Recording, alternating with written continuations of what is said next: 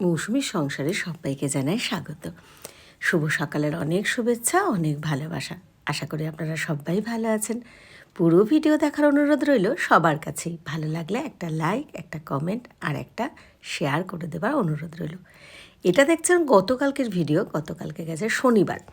তো শনিবার সকাল সকাল উঠে পড়েছি, আর ঋষি কিন্তু পড়তে গেছে, যেহেতু ঋষির শনিবার দুবেলায় পড়া থাকে। তো এই সকালের পড়াটা কাছেই ও চলে যায়, আর বিকালেরটা আমি নিয়ে যাই। কিন্তু আজকে কিন্তু বিকেল বলতে ওটা দুপুরের পড়াটা থাকে, তো আজকে কিন্তু পড়াটা নেই, স্যার ক্যান্সেল করেছেন, অন্যদিন পড়াবে। তো সেই জন্য আমি তাড়াতাড়ি সকালবেলা উঠে প্ল্যান করে নিলাম ঋষির আমি যে আজকে ঘর গুছানোর কাজে হাত দেবো। কারণ কি, ঋষি থাকলে কি, যেমন যদি কৌটো বা যা হোক যদি বেশি এক্সট্রা কাঁচা ধোয়া কিছু করি, ঋষি ওগুলো ধুয়ে ধুয়ে দিয়ে কলপারে আমি করতে থাকি, আর ঋষি কিন্তু ওগুলোকে নিয়ে জায়গা মতো রাখে বা একটু ছাদে মেলে দিয়ে আসে।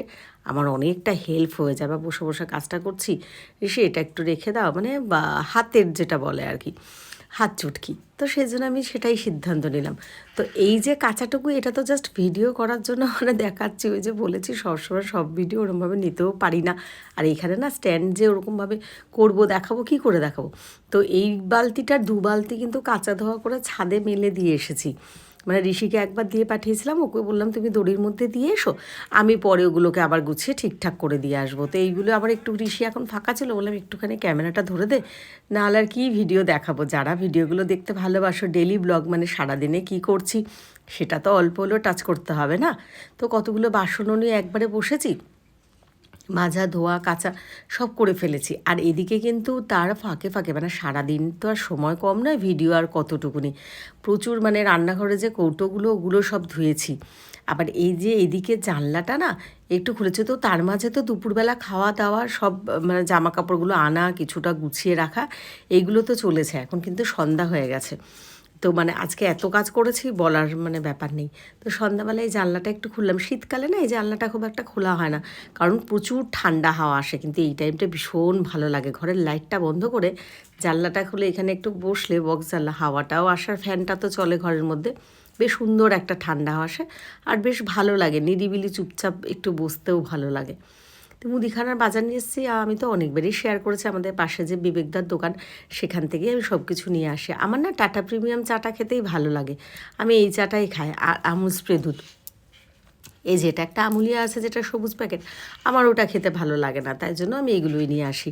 আর মেরি বিস্কুট, তারপরে বেকারির বিস্কুট 2 in 1, এইগুলো তো 2-3 রকমের থাকে। মানে আমার কালু সোনা একরকম খায়, ঋষি একটা খায়, আমি একটা খাই, মানে এরকম একটা ব্যাপার আর কি। আর ম্যাগি আছে, চাউমিন আছে, মানে টুকটাক জিনিসের মধ্যে আছে। আরও একটা ব্যাগ আছে, ওটার মধ্যে আবার ওই আলু পেঁয়াজ এইসব আছে। এই যে এই বেকারি বিস্কুটটা না কদিন ধরে ঋষি আর আমি খাচ্ছি, সত্যি কিন্তু বিস্কুটটা খেতে খুব ভালো, মানে 2-3টে খেলেও না একসাথে পেটটা একটু ভরে, আর বেশ ভালোও লাগে, খেতে খুব ভালো। তো এই বিস্কুটটাও একটু নিয়ে এসেছি। এবার রাত্রিবেলা খাবারের পালা। তো খাবার আর কী বানাবো, ডাল ভাত আর ডিমের ঝোল আছে। তো আমি না একটু সোয়াবিনটা বললাম না গতকালকে, সে ভিজিয়ে রেখেছিলাম, ফ্রিজে রেখে দিয়েছিলাম, করা হয়নি। তো এইভাবে আমি জানি না কেউ খান কি না, মানে কি এটাকে সোয়াবিনটা সেদ্ধ করে একটু উষ্ণ গরম জল দিয়ে, তারপরে ভালো করে চেপে একদম জলটা ফেলে একটু লবণ দিয়ে আর চিনি দিয়ে, আর অল্প একটু ঘি দিতে পারেন, নাও দিতে পারেন, সাদা তেল দিয়ে একদম টান টান করে, যদি কেউ ভেজে খেয়ে থাকেন তো ভালো, এটা আমি অনেকবারই শেয়ার করেছি। না খেয়ে থাকলে একদিন খেয়ে দেখবেন, সত্যিই বলছি খুব ভালো লাগে। তো রাতের খাওয়া দাওয়া সব কিছু হয়ে গেছে, এবার একটু নিজের যত্ন। তো আজকের ভিডিওটা আমি এখানটাই শেষ করছি। সবাই ভালো থাকবেন, সুস্থ থাকবেন, সবাইকে জানাই শুভরাত্রি। চোখ রাখুন পরের ভিডিওতে। আর হ্যাঁ, আজকে কিন্তু রবিবার আমাদের কাছে স্পেশাল দিন, কারণ আপনাদের রীতিশার কিন্তু জন্মদিন। চলুন টাটা।